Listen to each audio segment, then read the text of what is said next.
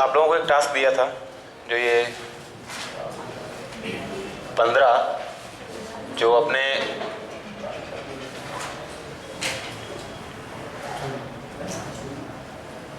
Constituent assembly में संविधान सभा में 15 महिलाएं थी, है ना। तो सर्च किया था आप लोगों ने? कितने लोगों ने किया? आप लोगों ने नहीं किया था, ध्यान नहीं आया होगा। ठीक है, देखिए कंस्टिट्यूशन असेंबली में जो थी ना, उस पर 2-3 चीजें आपको याद रखनी है। आपको हो सकता है कि लगा हो उनका कुछ नाम आर्ट, यदि आपने सामान्य पढ़ा होगा। यदि आपने सर्च करके पार्टिकुलर नेम बाय नेम किया होगा, तब आपको कुछ चीजें पता चली होंगी। इसमें सबसे ज्यादा जो बेगम एजाज रसूल थी, ये पता होना चाहिए कि वो मात्र मुस्लिम महिला थी, ठीक है।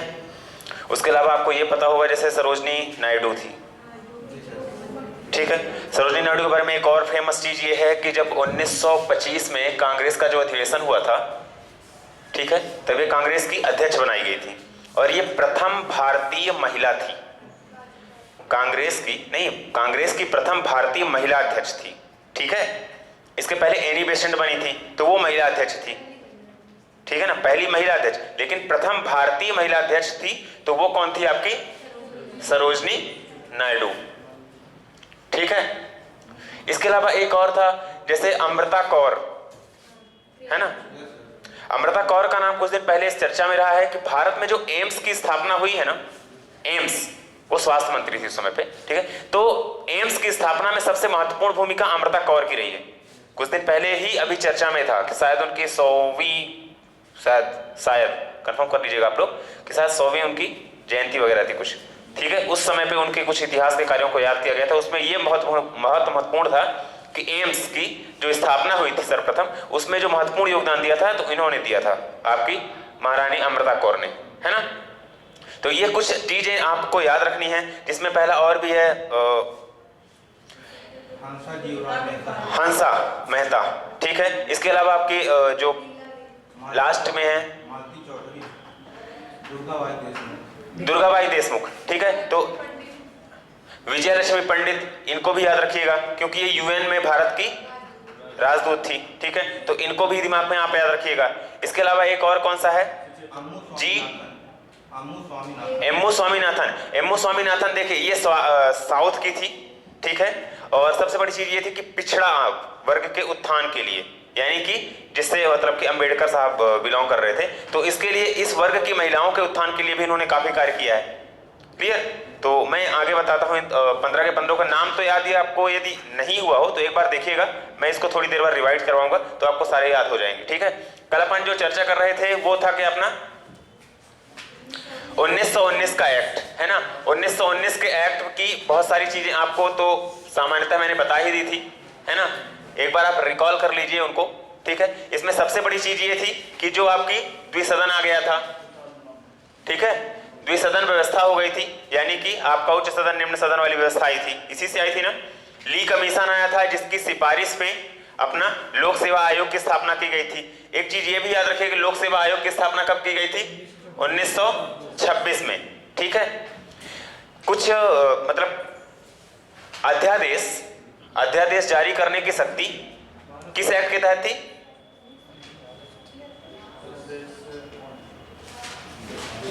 भूल गए?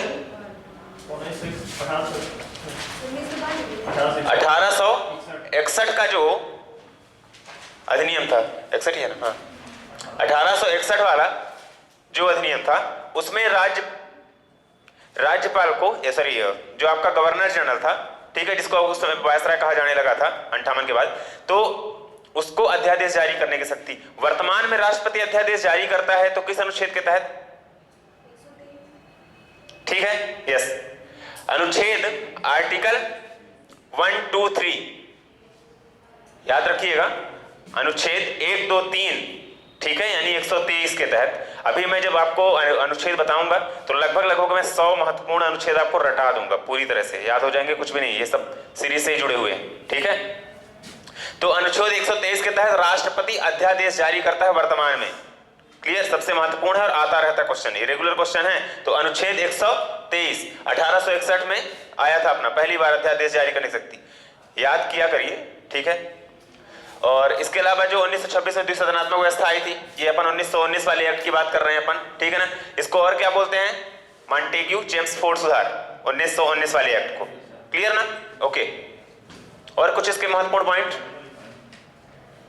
1919 एक्ट के, भारत में पहली बार महिलाओं को वोट देने का अधिकार दिया गया था, ठीक है। इसी में उसके अलावा जो आपका फ्रेंचाइज सिस्टम था, मताधिकार को और भी बढ़ा दिया गया था, ठीक है। अभी 1909 में जो था वो तो कम्युनल रिप्रेजेंटेशन था पूरी तरह से, ठीक है, कि सांप्रदायिकता के आधार पे। इस पे किसको बढ़ा दिया गया था, ईसाइयों को, यूरोपियों को, यही था, है ना। ईसाई, यूरोपी, आंग्ल भारतीय, है ना, तो इनको भी जोड़ दिया गया था। क्लियर, तो ये रिप्रेजेंटेशन बढ़ा दिया गया था, ओके। इसके बाद आता है आपका 1935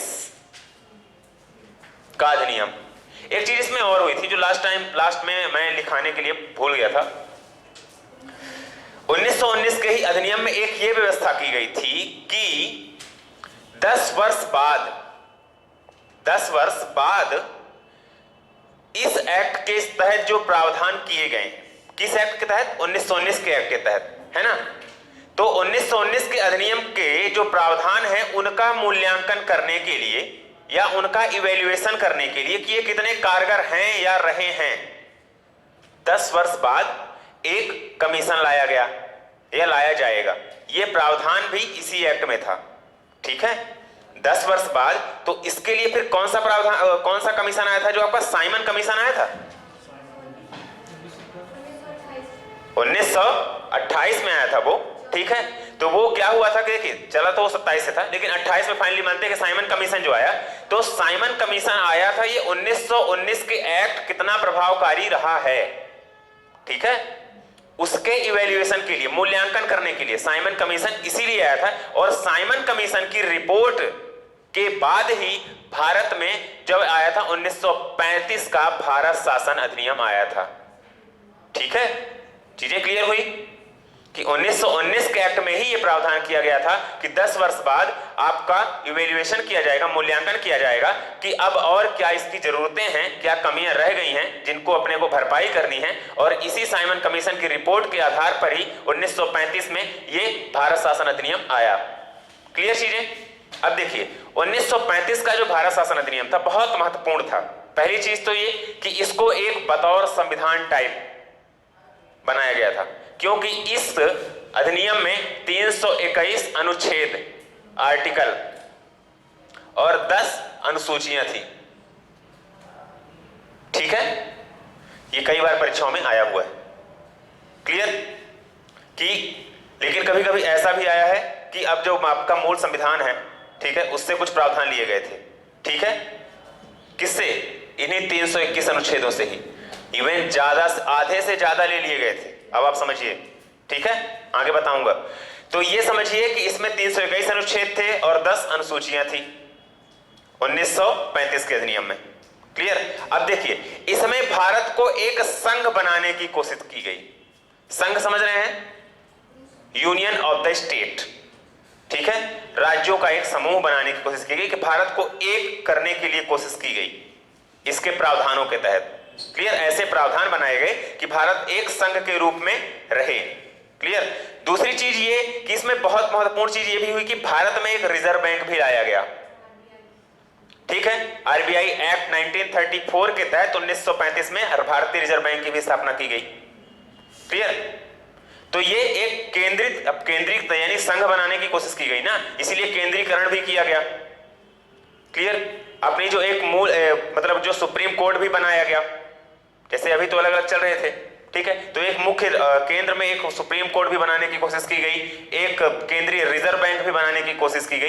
इस तरह से भारत को एक संघ के रूप में एकत्रित करने की कोशिश की गई इस एक्ट के द्वारा, है ना। तो इस चीज को आपको रखना है। 1919 वाले में एक लास्ट पॉइंट आप लिख लीजिए, ये महत्वपूर्ण है, फिर आप 1935 का लिख लीजिएगा।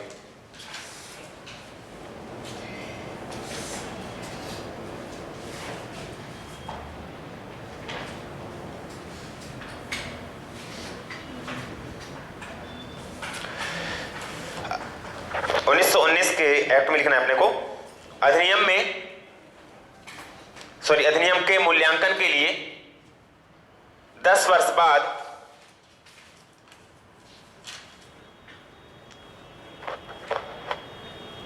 एक आयोग का प्रावधान भी किया गया। अधिनियम के मूल्यांकन के लिए 10 वर्ष बाद एक आयोग के गठन का भी, ऐसा भी कर सकते हैं, एक आयोग के गठन का प्रावधान किया गया। ठीक है, कोष्टक में लिख लीजिए 1928 का साइमन कमीशन, आपको चीजें थोड़ा सा आसानी से याद रहेंगी, है ना।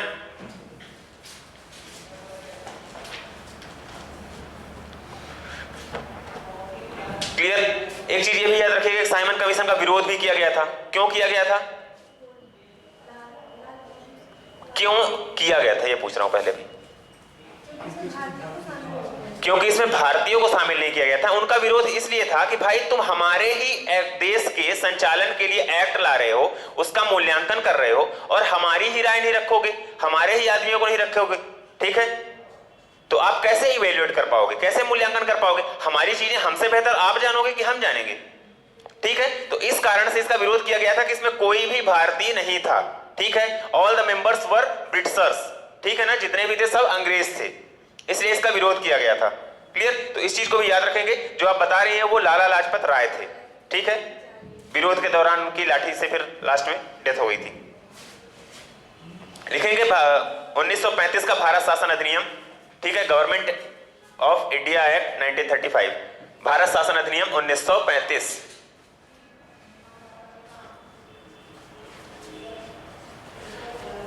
बहुत महत्वपूर्ण पॉइंट है इसके, आप याद रखिएगा, मैं बहुत सरल भाषा में आपको बता रहा हूं।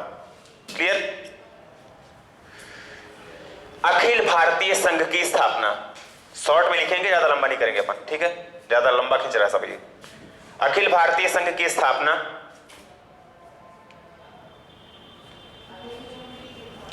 अखिल भारतीय, हाँ क्या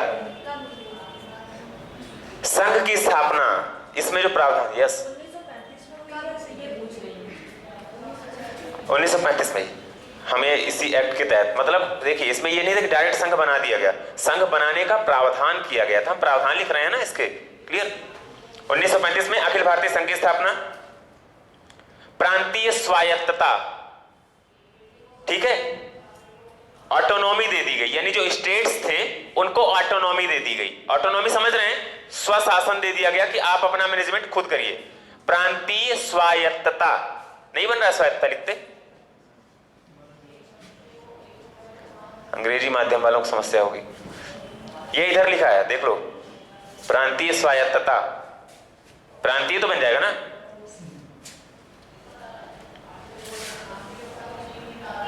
नहीं इसमें हंसने वाली बात नहीं है। आपको भी अंग्रेजी का बोल दूंगा तो फिर आपसे नहीं बनेगा, उनसे बनेगा, है ना। हिंदी नहीं बन रही, चलिए बढ़िया। लिखेंगे प्रांतों में द्वैध शासन व्यवस्था का अंत कर, प्रांतों में द्वैध शासन व्यवस्था का अंत कर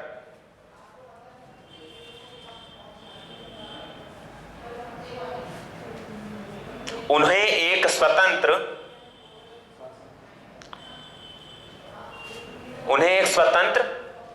स्वशासन का संवैधानिक आधार दिया गया।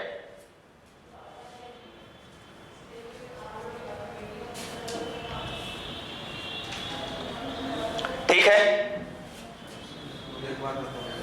प्रांतों में द्वैध शासन का अंत करके उन्हें एक स्वतंत्र संवैधानिक स्वायत्तता का अधिकार दिया गया।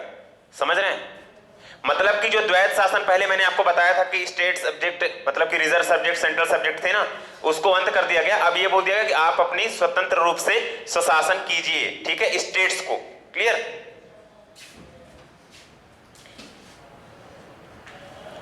अब इसमें दूसरा पॉइंट, प्रांतों में तो द्वैध शासन समाप्त कर दिया गया ना, लेकिन केंद्र में यही द्वैध शासन ला दिया गया। ठीक है, तो लिखेंगे इसमें अगला पॉइंट, केंद्र में द्वैध शासन की स्थापना। ठीक है, केंद्र में द्वैध शासन की स्थापना। अब द्वैध शासन को एक्सप्लेन करने की जरूरत नहीं है, आपको बता चुके हैं। अब इस द्वैध शासन के तहत क्या हुआ कि वही संघ सूची आ गई, राज्य सूची आ गई, संवर्ती सूची आ गई। ठीक है, अब संवर्ती सूची कहां से ली गई ये बताओ, किस देश के संविधान से?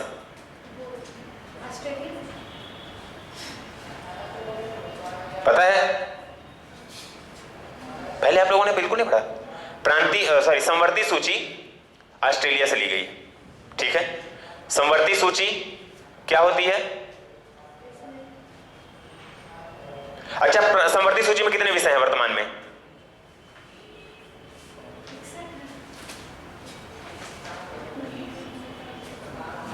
मैंने एक संख्या आप लोगों को पहले भी बताई थी, 61, 100, 52। आप इसको कैसे भी लिख सकते हैं, ठीक है। तो सबसे ज्यादा किस सूची में होंगे?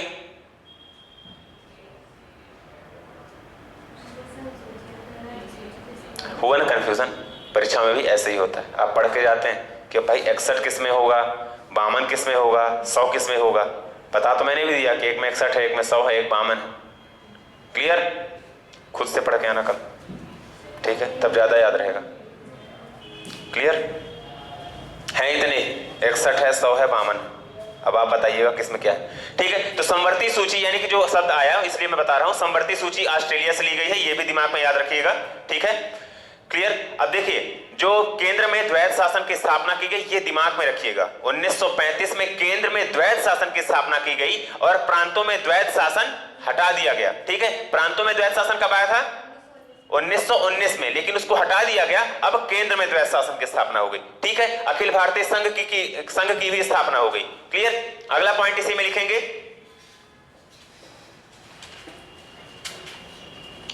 संघीय न्यायालय की स्थापना।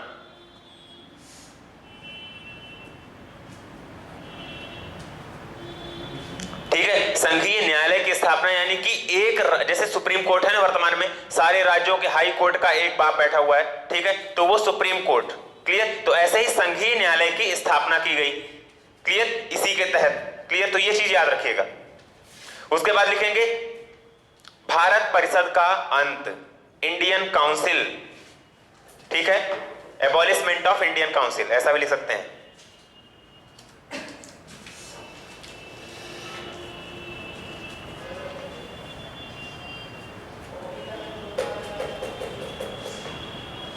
ठीक है, और ये इंडियन काउंसिल आई कब थी? बताया था, भारत परिषद अधिनियम, जो इंडियन काउंसिल थी 1858 वाली बनी थी, उस भारत परिषद का अंत कर दिया गया। क्लियर? ठीक है, तो लिख लेंगे भारत परिषद का अंत, इसी में किया गया है।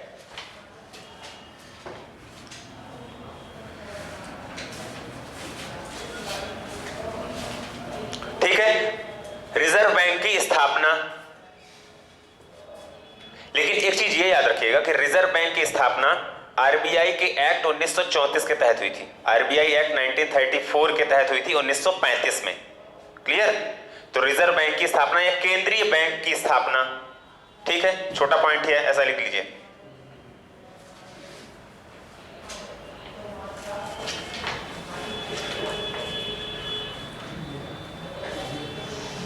ठीक है, एक महत्वपूर्ण बिंदु इसमें और भी रखिएगा कि इसके द्वारा भारत को वर्मा से अलग कर दिया गया। वर्मा मीन्स म्यांमार, ठीक है। म्यांमार की राजधानी बताया था ना उस दिन,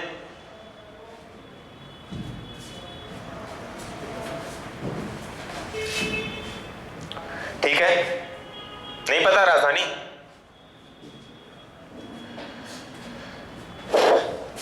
आप लोग सब नाइट वर्ड्स हो ना, रात भर जागते हो। 10 बजे से पहले कोई सोने वाला है? 10 बजे से पहले कोई सोता है? खाना नहीं बनता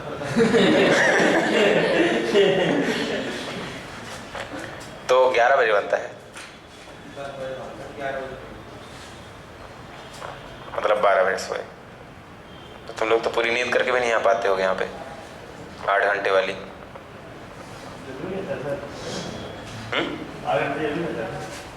जरूरी नहीं रहता, पर सोने वाले सोते हैं। जरूरी तो 6 घंटे भी नहीं, ठीक है। तो 1935 के अधिनियम के तहत ही वर्मा यानी कि म्यांमार को हटा दिया गया था, ठीक है ना, अलग कर दिया गया था। क्लियर? ओके। इसमें सांप्रदायिक निर्वाचन को और भी बढ़ा दिया गया। हाँ, नेपिदा, ठीक है।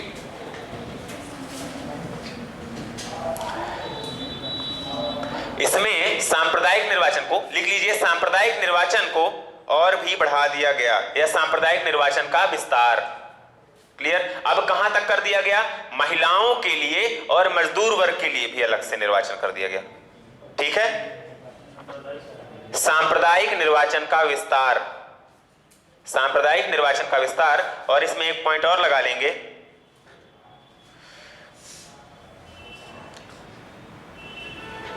इसका विस्तार दलित जातियों, महिलाओं और मजदूर वर्ग तक किया गया। सांप्रदायिक निर्वाचन का विस्तार किया गया। ठीक है, तो आया कब सांप्रदायिक निर्वाचन? 1900। सांप्रदायिक निर्वाचन का विस्तार, ठीक है, इसमें डैश करके आगे लिख लेंगे, इसका विस्तार दलित, महिलाओं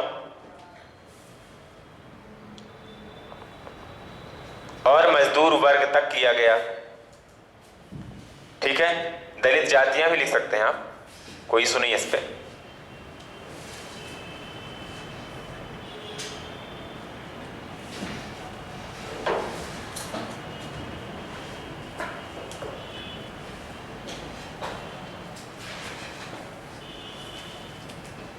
ठीक है, ओके, चलिए इसके बाद लिखेंगे 1947 का भारतीय स्वतंत्रता अधिनियम। 1947 का भारतीय स्वतंत्रता अधिनियम।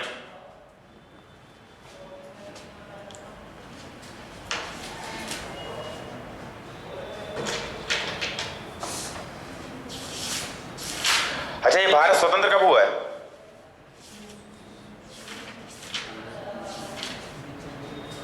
हम्म, 1950 में।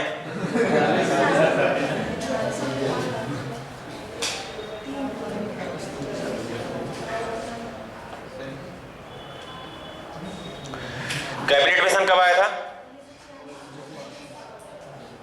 ओके, एक चीज ये बताइए कि भारत जब स्वतंत्र हुआ था उस समय इंग्लैंड के प्रधानमंत्री कौन थे? क्लीमेंट एटली। ठीक है, क्लियर? तो 1947 का स्वतंत्रता अधिनियम, पहले महत्वपूर्ण बिंदु लिख लीजिए, उसके बाद बताता हूं मैं। ठीक है, लिखिए इसमें 4 जुलाई 1947 को, यह डेट बहुत महत्वपूर्ण है, 4 जुलाई 1947 को ब्रिटिश संसद में, 4 जुलाई 1947 को ब्रिटिश संसद में भारतीय स्वतंत्रता अधिनियम प्रस्तावित किया गया।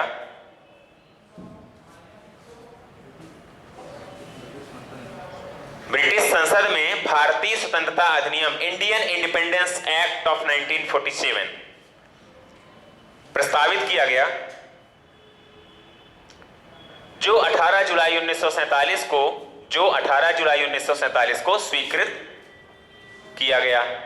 तो जो स्वतंत्रता की 4 जुलाई 1947 को प्रस्तावित किया गया, इंट्रोड्यूस किया गया, और जो एडॉप्ट हुआ यानी स्वीकृत हुआ 18 जुलाई को, ये दोनों जो दिनांक हैं बहुत महत्वपूर्ण हैं। ठीक है, क्योंकि कई बार परीक्षा में है कि कब इंट्रोड्यूस हुआ और कब पास हुआ।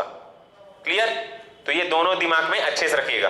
नेक्स्ट है अपना, इसी में 2 लाइन लिखेंगे, इस अधिनियम में 20 धाराएं थी। मतलब मुख्य रूप से 20 बिंदु इस अधिनियम में रखे गए थे। क्लियर?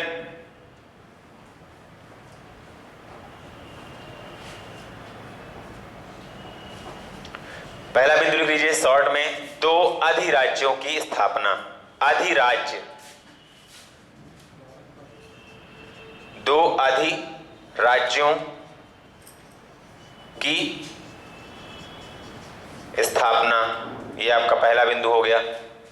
ठीक है, आप इंडियन पॉलिटी ले लेना लक्ष्मीकांत की, इंग्लिश में है ना, उसी से पढ़ना।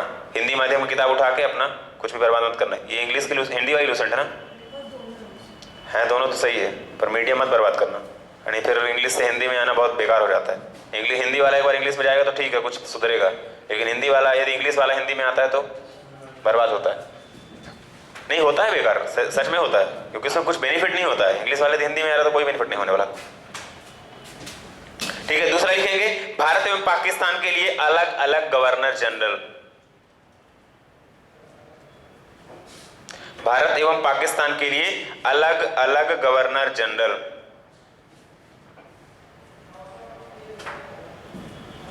अब स्वतंत्र भारत के प्रथम गवर्नर जनरल कौन थे? चक्रवर्ती राजा गोपालाचार्य। बहुत बढ़िया।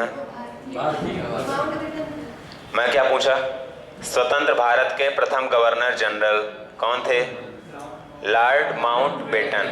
ठीक है, लॉर्ड माउंटबेटन। और जो प्रथम भारतीय गवर्नर जनरल थे वो थे C Rajagopalachari, that is Chakravarti Rajagopalachari. Clear? Okay, next लिखेंगे इसी में दो गवर्नर जनरल हो गए। और पाकिस्तान के पहले गवर्नर जनरल कौन थे?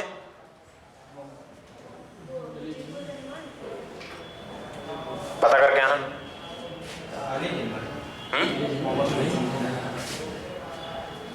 नहीं, सही जा रहे हो, बेकार नहीं है, लेकिन सर्च करके लाना इसको। ठीक है, अली जिन्ना एक्सपायर कब हुए थे? कुछ आइडिया? Get idea. ठीक है, ओके, अगला लिखेंगे इसी में। अच्छा, एक चीज ये भी याद रखिएगा कि थोड़ा सा क्रिटिकल क्वेश्चन, कि जब तक भारत का संविधान कब बना था? 1950 में। स्वतंत्र कब हुआ गया? 1947 में। इस दरमियान, ठीक है, the duration between independence and adoption of constitution, ठीक है, लगभग 2.5 साल का समय था, 2.5-3 साल। इस दौरान शासन किस अधिनियम के आधार पर हो रहा था? यस, इस दौरान शासन 1935 के अधिनियम के प्रावधानों के तहत हो रहा था। ठीक है, अच्छे से दिमाग खोल के रख लीजिए दिमाग में। क्लियर? ये एक महत्वपूर्ण बिंदु है कि जब भारत तो स्वतंत्र हो गया और 1950 में भारत का संविधान बना, क्लियर, जो मतलब लागू हुआ 26 जनवरी को, तो उसके बीच में जो भारत का एडमिनिस्ट्रेशन हो रहा था, that was ongoing on the basis of, ठीक है, द एक्ट ऑफ 1935। ओके, तो इस चीज को अच्छे से दिमाग में रख लीजिएगा। ओके, अगला लिखेंगे इसी में। लिखवा दो इसको कि याद रहेगा? याद रहेगा, बहुत बढ़िया। 2 दिन की चीजें तो याद नहीं है पिछले, याद रहेगा। चलिए, अच्छा लिख लो भैया, सही बात बोल रहे हैं। ठीक है, 1935 के भारत शासन अधिनियम द्वारा ही 1935 के भारत शासन अधिनियम द्वारा ही संविधान लागू होने तक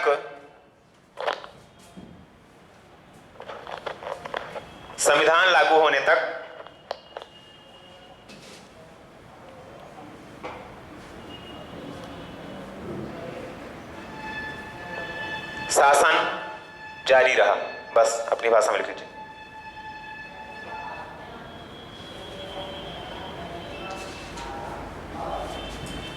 ठीक है,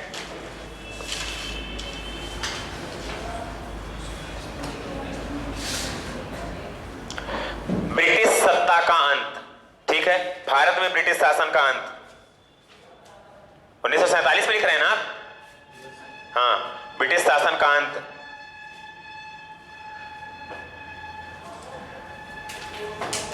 भारत और पाकिस्तान के बीच जो सीमा रेखा है वो कौन सी है? Red Cliff. कब बनी थी? 46 में। रेड क्लिफ 86 में बनी थी। मैंने आपको 3-4 रेखाएं बताई थी, पहली क्लास में था। यहाँ बताया था कि नहीं बताया हूं मैं? यहाँ नहीं बताया शायद, हाँ सॉरी, ये ज्योग्राफी में बताया था। ठीक है, 4 रेखाएं थी, डूरेंट रेखा, मैकमोहन रेखा, रेड क्लिफ रेखा। ठीक है, मतलब 3 रेखाएं जो मुख्य रूप से आपको याद रखनी। मैकमोहन रेखा बनी थी 1914 में, ठीक है, भारत पाकिस्तान। हाँ, एक और थी डूरेंट रेखा, वो पाकिस्तान और अफगानिस्तान के बीच में है। रेड क्लिफ रेखा आपका डिवाइड करती है इंडिया पाकिस्तान को। क्लियर? इस चीज को याद रखिएगा। ठीक है, और मैकमोहन तो बता ही चुके आपको, ये काफी चर्चा में भी रहा है, इसलिए इसको दिमाग में रखिएगा। ठीक है, ओके, लिखेंगे अगला इसी में। वायसराय की कार्यकारिणी का अंत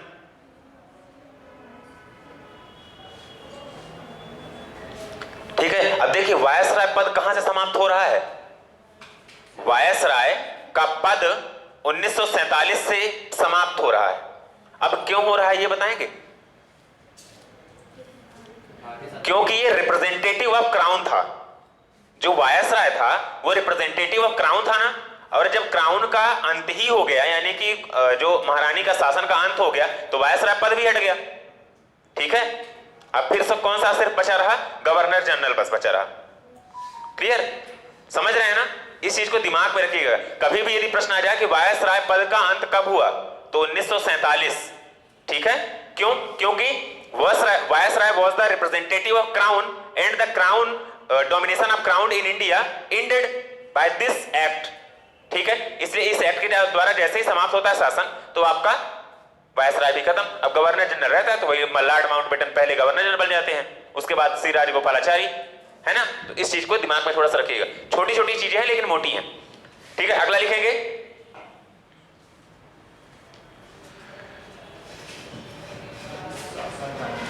भारतीय राज्यों में ब्रिटिश सत्ता का अंत।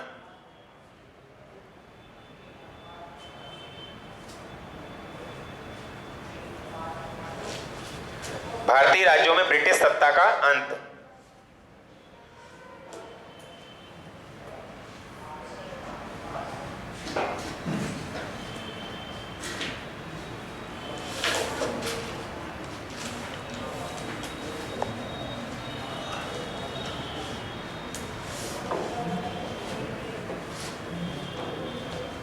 ठीक है, अब इसके बाद अपन आ जाते हैं सीधे 47 को यहां पे बंद करके संविधान सभा।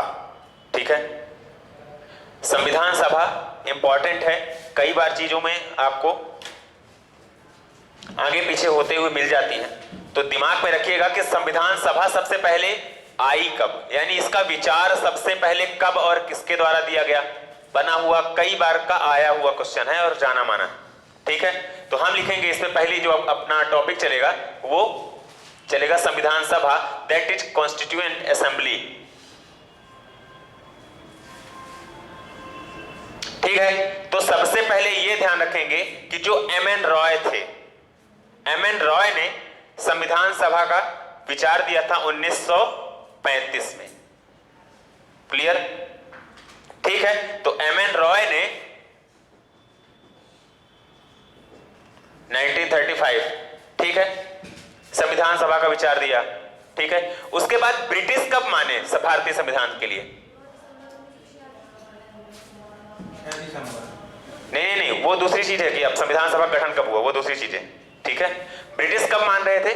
जो अगस्त प्रस्ताव आया था 1940, ठीक है, अगस्त ऑफर जिसको बोलते हैं, उसमें वो भारत के लिए एक संविधान सभा बनाने के लिए राजी हो गए थे। क्लियर? इसको भी दिमाग में रखिएगा। लेकिन ये एम.एन. रॉय वाला क्वेश्चन कई बार आया है। ओके, अगला लिखेंगे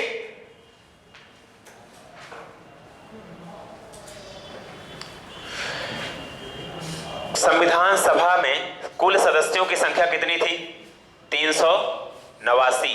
ठीक है, अब इसमें थोड़ा सा जो हमेशा आप कंफ्यूजन रहे होगा वो मैं क्लियर करूंगा। ठीक है, so total member of constituent assembly कब था शुरू में? 389। ठीक है, क्लियर?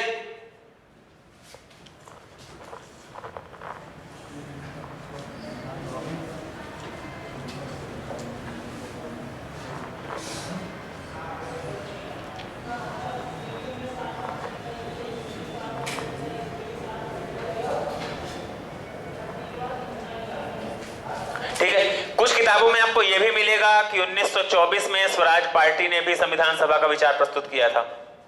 स्वराज पार्टी की स्थापना किसने की थी? मोतीलाल नेहरू।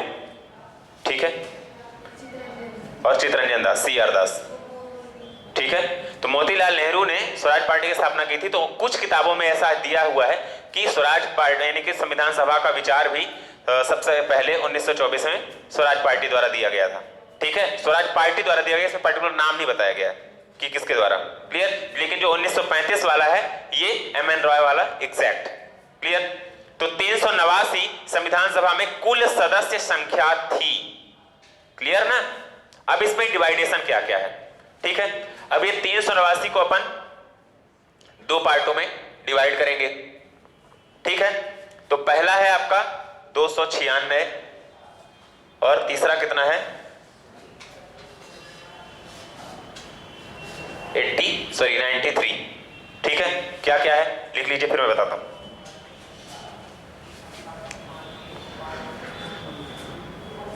अब इसमें देखिए जो ये 296 थे, ठीक है, ये गवर्नर प्रांत हो गए और ये प्रिंसली स्टेट, यानी प्रिंसली स्टेट समझ रहे हैं, जहां पे राजाओं का शासन था वहां से ये थे प्रिंसली स्टेट से राजाओं का शासन वाले जो राज्य थे ना, जहां पे राजाओं का शासन था कुछ, तो वहां से ये 93 हो गए थे। और जो ये गवर्नर प्रांत वगैरह थे भारत के, मतलब ब्रिटिश शासन जहां के पे था, वहां से ये 296 हो गए। इसमें भी 4, यानी कि इसको भी तोड़ देंगे तो 292 और ये 4 में, ठीक है। तो ये 4 कमिश्नरी क्षेत्र से हो गए थे, क्लियर, समझ आ रहा है ना। तो टोटल थे 389, 296 प्लस 93 करेंगे तो कितना आएगा 389 आएगा ना, है ना। तो 296 पहले आप याद रखेंगे, फिर 93 याद रखेंगे। तो 93 जो थे वो प्रिंसली यानी कि राज्य की जो आपके राजाओं से शासित राज्य थे वहां से थे, है ना। और उसके बाद ये 296 है, लिख लीजिए। देखिए ये आप डायग्राम बनाने के बाद नीचे इस तरह लिखेगा, इनके नीचे, ठीक है, लिखेंगे 296 के बगल में लिखिएगा ब्रिटिश इंडिया,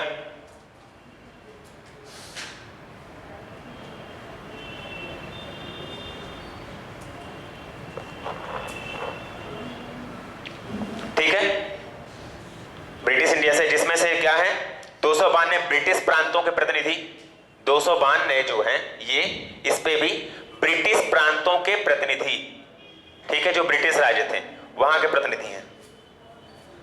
292 ब्रिटिश प्रांतों के प्रतिनिधि, और जो 4 बचे हुए हैं वो हैं आपके चीफ कमिश्नर क्षेत्र के प्रतिनिधि, चीफ कमिश्नर क्षेत्र,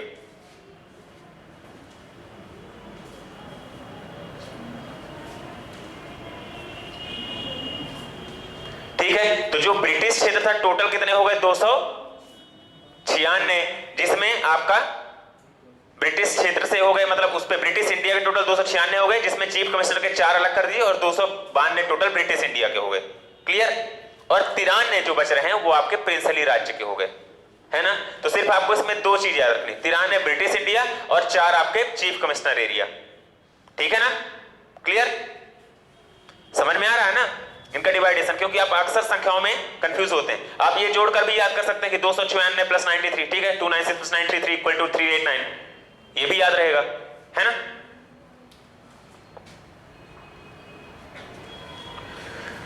अब देखिए जो संविधान सभा में सीट डिवाइड की गई थी वो मुख्य रूप से किन जातियों में डिवाइड की गई थी, 3,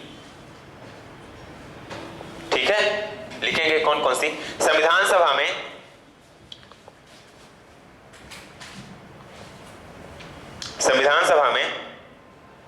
सीटों का आवंटन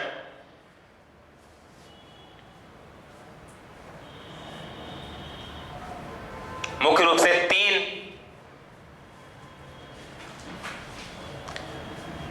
कम्युनिटी को क्या बोलते हैं, वर्ग, समाज, हाँ, समुदाय, ठीक है, लिख लो। 3 समुदाय में किया गया था। संविधान सभा में सीटों का आवंटन मुख्य रूप से 3 समुदायों में किया गया था।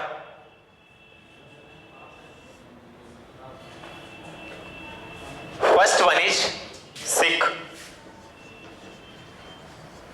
Second one is Muslims,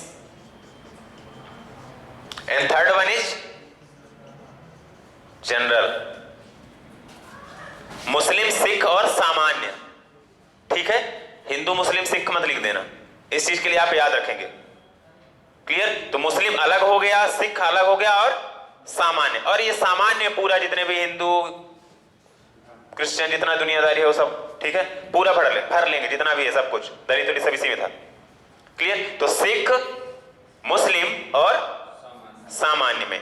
clear? इस चीज के लिए भी दिमाग में अच्छे से क्लियर रखेंगे। दूसरा बिंदु लिखेंगे इसी में,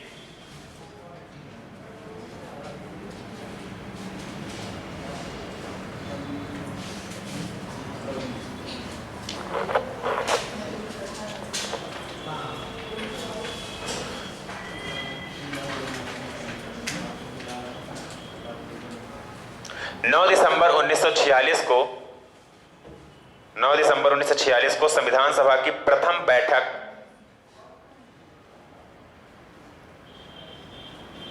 हुई एवं डॉक्टर सच्चिदानंद सिन्हा को अस्थायी अध्यक्ष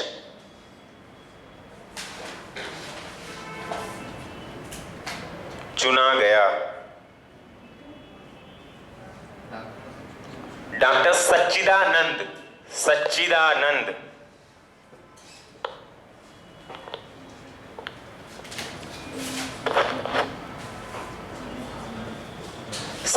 सिन्हा को क्यों चुना गया था? क्योंकि ये सबसे वरिष्ठ थे, सबसे एजेड थे, ठीक है, इस आधार पे अस्थायी अध्यक्ष। ठीक है, तो पहली बैठक कब हुई? 9 दिसंबर 1946। This is the date that is very important. ठीक है, कई बार परीक्षा में आई हुई है, बिल्कुल आ जाइए। ठीक है,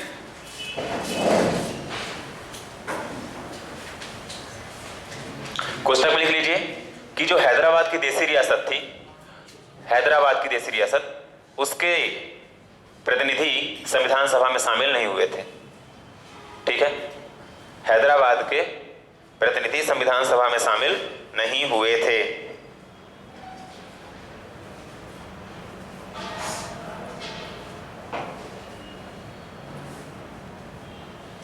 जनसंख्या के आधार पर सदस्यों को प्रतिनिधित्व दिया गया था। जनसंख्या के आधार पर सदस्यों को प्रतिनिधित्व दिया गया था।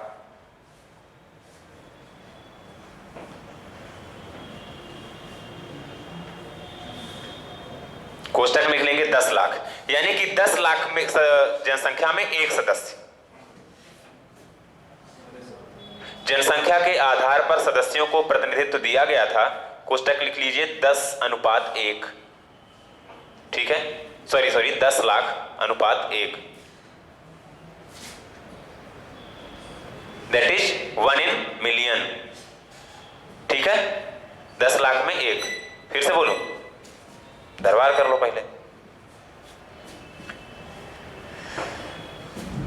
जनसंख्या के आधार पर सदस्यों को प्रतिनिधित्व दिया गया था। कोष्टक में लिख लीजिए 1 million proportion 1 in million। ठीक है, 10 लाख में 1 प्रतिनिधि। ठीक है, इस आधार पे दूसरा पॉइंट लिख लेंगे इसी में,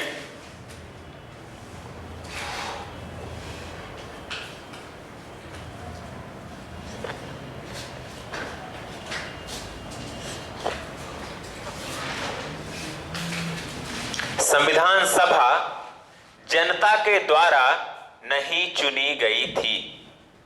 ठीक है, क्लियर? संविधान सभा जनता के द्वारा नहीं चुनी गई थी।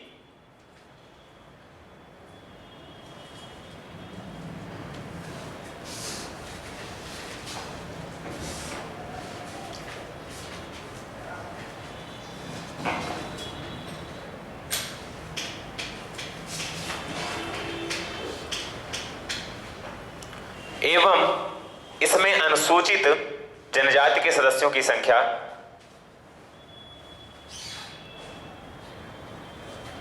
33 एवं इसमें अनुसूचित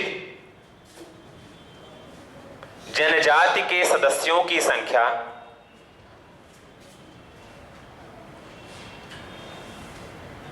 33 तथा महिलाओं की संख्या 15 थी।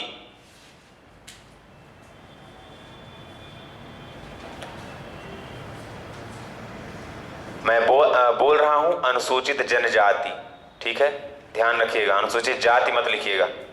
एससी और एसटी में अंतर होता है, पता है ना, schedule caste and schedule tribes, समझ रहे हैं ना। तो इस पे मैं जो 33 जनसंख्या बता रहा हूं किसकी है, जनजातियों की, ठीक है, अनुसूचित जाति मत करिएगा, कंफ्यूजन मत रखिएगा दिमाग में, क्लियर। 11 दिसंबर 1946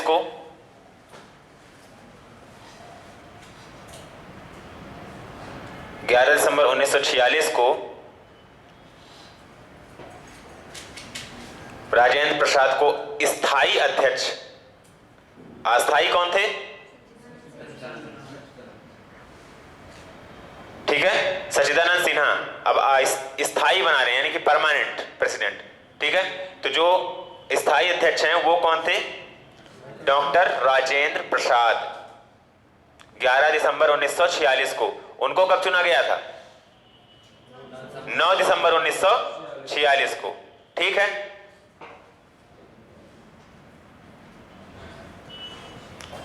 लिख लिया। उसके बाद अगली लाइन इसी के साथ लिख लेंगे। 13 दिसंबर 1946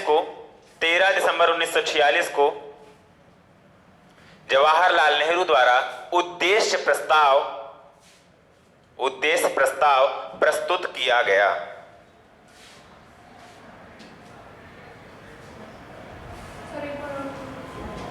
13 दिसंबर 1946 को जवाहरलाल नेहरू द्वारा उद्देश्य प्रस्ताव प्रस्तुत किया गया, ठीक है। ओके, आज के लिए इतना ही। कल आप लोग एक नई चीज पढ़ के आएंगे। ये जो महिलाओं वाला नाम है 15 के 15, जिन्होंने नहीं पढ़ा है दोबारा से देख लेना, ठीक है। इसके अलावा आपको कल पढ़ के क्या आना है, मतलब आई मीन टू से नेक्स्ट डे, ठीक है, डे आफ्टर टुमारो।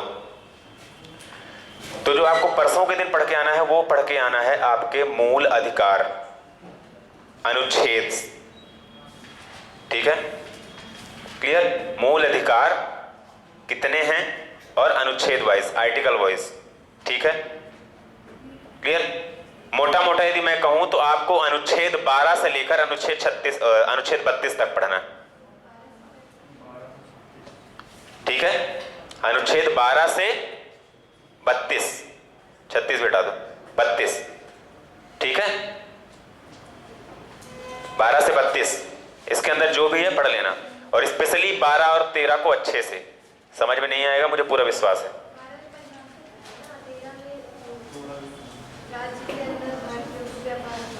अच्छा,